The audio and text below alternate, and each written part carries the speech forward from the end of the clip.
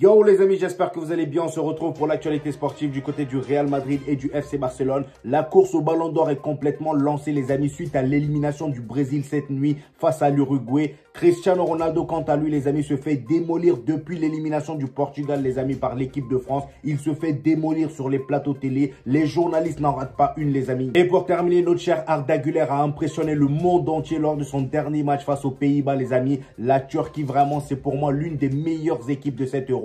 Ils m'ont impressionné. Donc voici les trois gros sujets de cette vidéo les amis. Donc restez bien jusqu'au bout les amis pour ne rien rater. Pendant ce temps, lâchez le petit pouce bleu qui fait toujours plaisir. Ça aide au référencement. Sans plus tarder les amis, c'est parti. On commence cette vidéo par parler du match d'hier nuit les amis entre le Brésil et l'Uruguay. C'était les quarts de finale de la Copa América. L'Uruguay s'est qualifié les amis suite au tir au but remporté. Franchement le Brésil en tir au but c'est catastrophique. Je pense qu'il n'y a que Neymar qui s'est tiré des pénaltys là-bas. Parce qu'il y a eu 2 ratés de leur côté dans Militao. Voilà. Et d'ailleurs le match les gars du début à la fin, j'ai jamais vu un match aussi intensif. Franchement, il y a eu 26 fautes créées par l'Uruguay et du côté du Brésil, ils ont créé 15 fautes.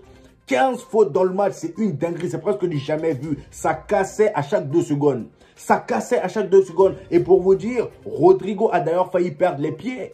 Il a failli perdre sa cheville. Regardez-moi cette image, c'est terrifiant. Et le pire, c'est que celui qui a cassé le pied de Rodrigo, enfin celui qui a failli casser le pied de Rodrigo, il s'appelle Dionès ou Dionès. Voilà, le gars, il a pris un carton rouge. Il était étonné. Il était étonné du carton rouge qu'il a pris. C'est pour vous dire à quel point ces joueurs-là, en fait, c'est des malades. J'ai quand même l'impression que quand ils jouent en Europe, ils sont tous gentils. Et j'ai envie de vous dire, hier, les amis, il n'y avait pas d'amitié qui tienne. J'ai vu Rafinha et Araujo se battre en plein match, alors que les deux, voilà, ils sont amis au FC Barcelone. Alors, je ne sais pas s'ils sont vraiment amis au FC Barcelone, mais en tout cas, c'est des coéquipiers du FC Barcelone. Mais hier, les amis, il n'y avait pas d'amitié qui tienne. Voilà. Là-bas, ça rigole pas. Et Rafinha avait prévenu avant le match, hein, parce que le journaliste avait essayé de lui poser un peu quelques questions sur Araujo. Il a demandé, avez-vous parlé à Araujo? Il a répondu, je n'aime pas parler aux rivaux. Point final. Alors là, déjà, la couleur était annoncée. Voilà, là, il partait pas pour rigoler. Et franchement, hier, Rafinha, il a sorti un gros match. Mais c'est vrai qu'il y a un Brésil avec Vinicius. Et sans Vinicius, le poteau, voilà, il a pris un carton jaune bête lors de son précédent match avec le Brésil. Et ça a fait que, voilà, il a été absent au moment où tout le monde l'attendait. Voilà, le gars, il était assis aux tribunes en train de sourire. Et on a vu une équipe du Brésil vraiment galérer. Voilà, en termes d'attaque, c'était vraiment pas trop ça. Voilà, et d'ailleurs, l'attaquant du Brésil, notre cher Endrick, notre jeune joueur du Real Madrid, le poteau, si je vous dis qu'il a fait une seule passe dans le match, vous n'allez pas me croire. Il a fait une seule passe dans le match et c'était la passe qu'il a fait. Est-ce que je peux même appeler ça passe? C'est quand, vous voyez, quand il y a l'engagement, le ballon qu'on tape et tu fais une passe à ton ami pour voilà, commencer le jeu. Et ben, il a fait que ça. Il a fait que ça. C'est une dinguerie. Je pense que c'est l'une des stats qui fait le plus froid au dos que j'ai vu cette année. Et en parlant d'Endrick d'ailleurs, dès le début du match, on a vu notre cher Araujo, voilà, qui voulait vraiment le montrer à qui il aura affaire la saison prochaine. Voilà, parce que là, Endrick, il avait Araujo derrière son fion du début jusqu'à ce que Araujo se blesse. Voilà, Araujo était sur lui. Et d'ailleurs, il y a même une scène où, voilà, Araujo est venu le pousser sans raison. Voilà, il est venu pousser Endrick. Endrick est tombé. Et juste quelques secondes après, monsieur Rafinha est venu soulever Araujo. Voilà, il a soulevé et il l'a fait tomber. C'est pour ça, je vous dis, il n'y a pas d'amitié qui tienne en Copa América. Là-bas, ça rigole pas. C'est tout pour la nation. Malheureusement pour notre cher Araujo, il s'est blessé en cours de jeu. Il est sorti, il était même en larmes. Voilà, là, je vous mets une photo de lui sur le banc en train de pleurer. C'est un gros coup dur pour le FC Barcelone qui a déjà perdu Pedri à l'Euro. Et là, ils perdent Araujo. Franchement, ça commence à devenir, voilà, il commence à y avoir trop de blessures. Déjà la saison dernière, ça les a beaucoup handicapés avec Gavi, même le Pedri là, il était aussi blessé, des jambes, tout ça.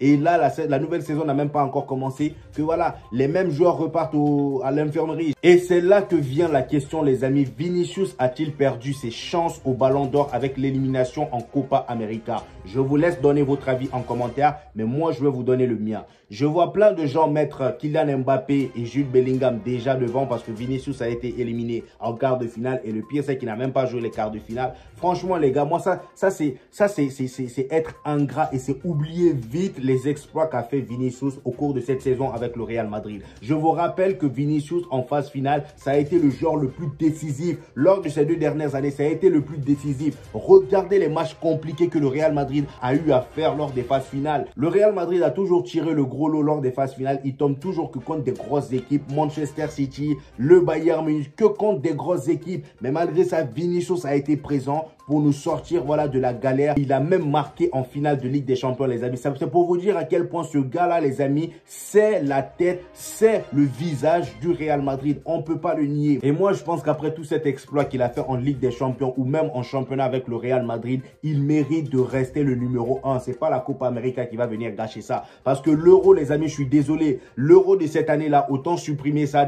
voilà, dans les trucs, dans les critères pour le Ballon d'Or là. Parce que bon, vous et moi, on voit très bien le niveau qu'a l'euro. Franchement, l'équipe d'Angleterre catastrophique. La France, j'en parle même pas. Les poteaux sont en demi-finale sans avoir marqué ne serait-ce qu'un seul but dans le match. Que des pénaltys, que des buts contre son camp. Il n'y a que ça. Et Kylian Mbappé, qui est l'un des favoris, est catastrophique depuis le début. Tout au long de la saison, il a été catastrophique. C'est juste ces buts-là, voilà, qui font croire aux gens qu'il a été monstrueux. Alors que pas du tout. Pas du tout. Kylian Mbappé, même avec le Paris Saint-Germain, en Ligue des Champions, à part le match face à la Real Sociedad, il a été transparent. Je suis désolé.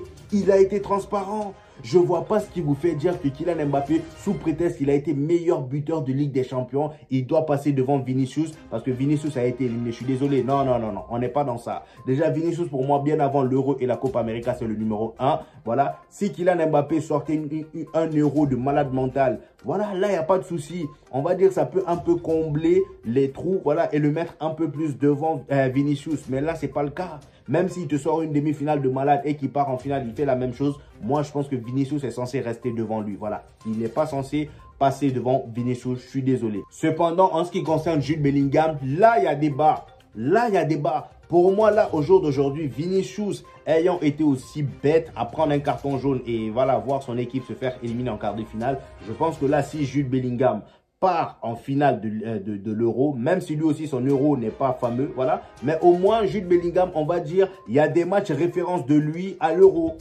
Kylian Mbappé, il n'y a pas de match référence de lui à l'Euro jusqu'à présent. Jude Bellingham, au moment où je vous parle, le gars, il a sauvé son pays. Hein. Il a sauvé son pays en faisant une retournette acrobatique à la dernière minute des temps additionnels. C'est une dinguerie. Voilà, il n'y a que lui pour faire ça avec l'Angleterre. Et cette retournette acrobatique-là, les amis, va rentrer en compte dans les critères du Ballon d'Or. Voilà, les gens vont se rappeler de ça. Et en plus de ça, c'est pas comme s'il avait fait une mauvaise saison avec le Real Madrid. Voilà, à un moment même, c'était lui le favori devant Vinicius. Mais Vinicius, les phases finales de Ligue des Champions l'ont mis devant Jude Bellingham. Donc, Jude Bellingham, voilà, je pense que cet euro-là peut l'avantager. Mais Kylian Mbappé, s'il vous plaît, arrêtez de le mettre dans le débat. Voilà, je suis désolé. Après, chacun son avis. Vous pouvez me donner vos avis en commentaire. Je n'hésiterai pas à vous répondre. On pourra débattre en commentaire comme d'habitude. Et comme vous pouvez le voir d'ailleurs, ça fait parler partout. Même Foot Mercato a fait un article sur ça. Ils disent la course au Ballon d'Or est totalement relancée. Les récents résultats de l'Euro et de la Copa América ont relancé le débat autour du Ballon d'Or. Et comme ils le disent, le Brésilien, c'est-à-dire Vinicius, semblait avoir un certain avantage sur Jude Bellingham,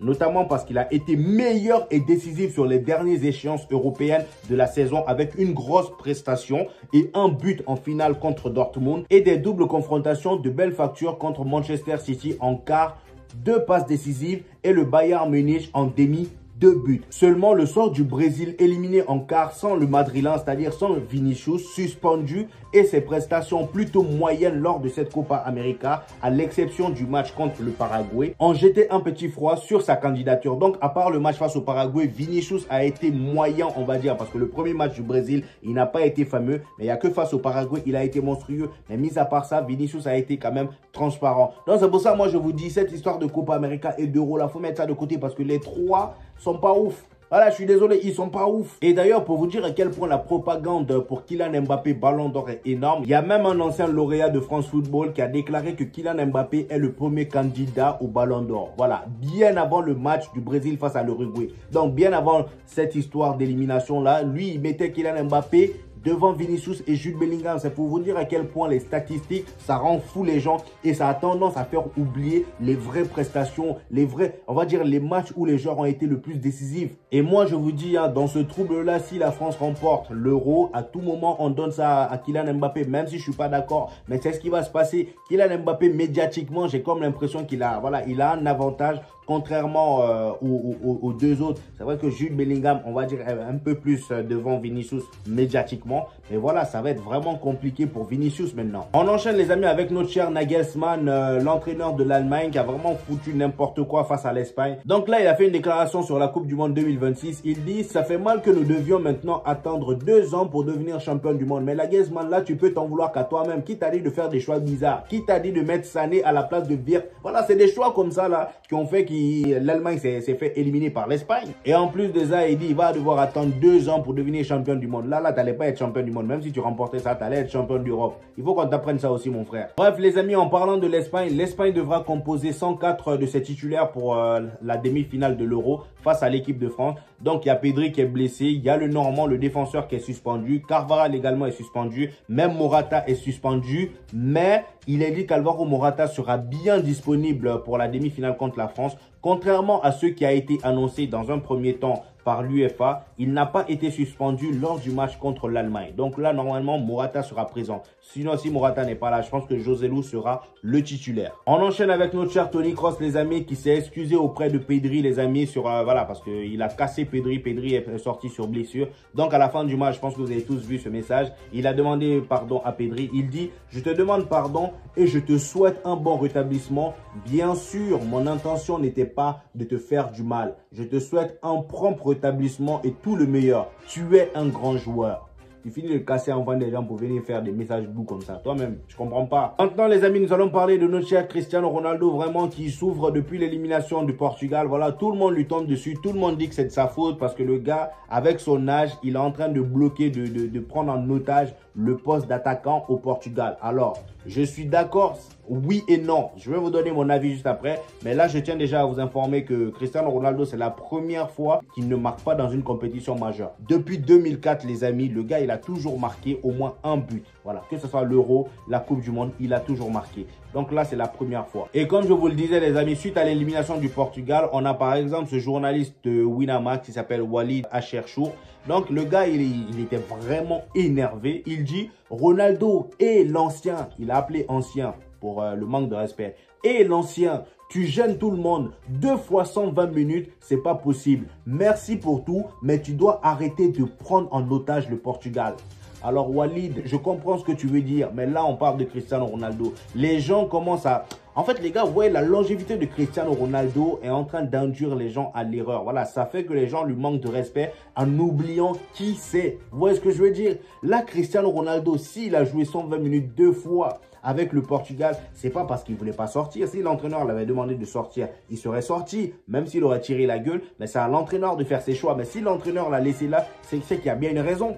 Il y a bien une raison. Je ne pense pas que ce soit lui qui veut le rester comme ça. Voilà, non. L'entraîneur l'a laissé là parce que déjà, de 1, Cristiano Ronaldo, moi, je trouve qu'il ne faisait pas un mauvais match face à la France. C'est vrai qu'il n'a pas marqué tout au long de sa compétition, mais la présence de Cristiano Ronaldo, les amis, dans l'équipe du Portugal pèse sur la défense adverse, même si Saliba s'est bien occupé de lui face à la France. Mais les gars, ça reste Cristiano Ronaldo et j'ai bien regardé le match Voilà, j'ai bien regardé avec attention le match de Cristiano Ronaldo. Le gars, il faisait les déplacements comme il fallait. Il y a même une action où il a rendu fou un défenseur de France. Je ne sais pas si c'était Saliba ou Koundé. Voilà, il a fait un déplacement et Saliba était complètement perdu. Et là, la balle est venue dans la surface. Il a tiré, mais malheureusement pour lui, il n'a pas cadré. Cependant, par rapport à ce que dit Walid, moi, je suis un peu d'accord avec lui. Voilà, je ne vais pas être là à parler de Cristiano Ronaldo comme si c'était un débutant. Cristiano Ronaldo, pour moi, les gars, il a apporté énormément de choses à cette équipe de Portugal. C'est grâce à lui que l'équipe du Portugal vraiment a pris un autre niveau dans le football. Voilà, mais au jour d'aujourd'hui, je pense qu'il serait temps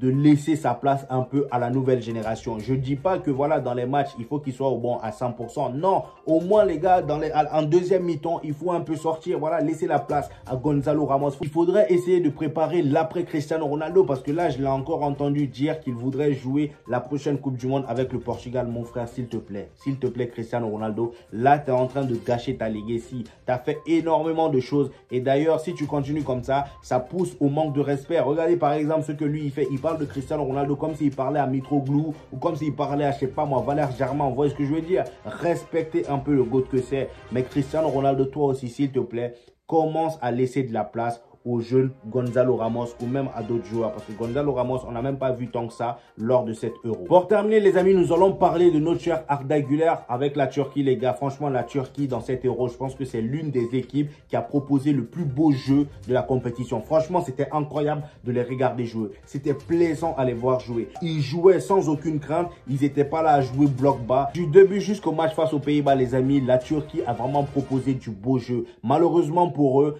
voilà, face aux Pays-Bas, ils ont voulu changer ça. Ils ont eu peur un peu. En deuxième mi-temps, ils ont voulu jouer bloc bas, attendre le Pays-Bas et c'est ça qui a coûté cher. Voilà, c'est ça qui les a coûté cher. Voilà, on voyait un Arda Güler qui était vraiment... Voilà, le gars, j'avais même l'impression que c'était lui le boss de l'équipe. Il donnait carrément des consignes à Çalhanoğlu, voilà, lors des coups francs. Et d'ailleurs, le coup franc qu'il a tiré face aux Pays-Bas, franchement, il a un pied gauche. Son pied gauche, là, est trop dangereux, les gars. Franchement, je pense qu'au Real Madrid, lui, il va pas tarder à être titulaire là-bas. Parce que le niveau d'Arda Güler que j'ai vu à 7 euros, c'est juste monstrueux. Le gars, il a terminé avec un but et 2-3 passes décisives. Je sais plus, c'était 2 passes décisives. Si je me trompe, dites-moi ça dans les commentaires. Mais en tout cas, il a terminé avec un but et 2 passes décisives. C'est juste incroyable. Pour moi, il fait clairement partir des meilleurs jeunes de cette compétition. Si ce n'est le meilleur jeune, mais bon, il y a Lamine Yamal. Je pense que Lamine Yamal dans cette compétition a été beaucoup plus brillant que lui. Alors, pas brillant dans le sens où il a été plus bon que Arda Güler. Les deux ont été bons. C'est juste que Arda Güler, il y a eu des matchs où ils l'ont pas fait jouer titulaire indiscutable. Vous voyez ce que je veux dire? Mais Lamine Yamal, depuis le début, le poteau, il joue. Il joue depuis le début. Il y a juste un match de phase de groupe là, vu qu'il était déjà qualifié, que Lamine Yamal a commencé sur le banc. Mais à part ça, franchement, je pense que le gars, il a été là à 100%. D'ailleurs, Arda Güler, je peux pas parler de lui sans parler de la passe décisive qu'il fait à son ami là. Je sais pas comment il s'appelle, mais en tout cas, la passe du pied droit était juste exceptionnelle. La balle est venue tomber pile poil sur la tête de son coéquipier. Voilà, et il y a eu but. Malheureusement pour eux, il y a eu l'égalisation du Pays-Bas. Ils ont commencé à avoir peur. Voilà, ils ont voulu jouer défensivement, à replier. Et ça a coûté cher. Malheureusement pour eux, le Pays-Bas est qualifié. Voilà, c'est dommage parce que là, j'ai comme l'impression qu'il n'y a que des vieilles équipes. Les équipes qui ne proposent pas du beau football, qui se sont qualifiées en demi-finale. Il n'y a que l'Espagne, voilà, qui a proposé du beau football là depuis le début. Sinon, la France, l'Angleterre, Pays-Bas, c'est vraiment catastrophique hein, en termes de jeu.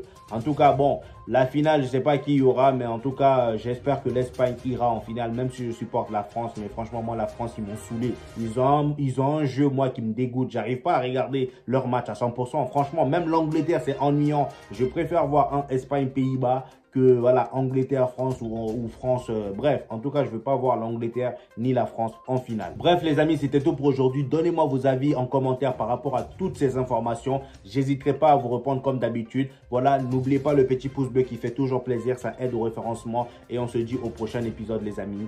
Peace!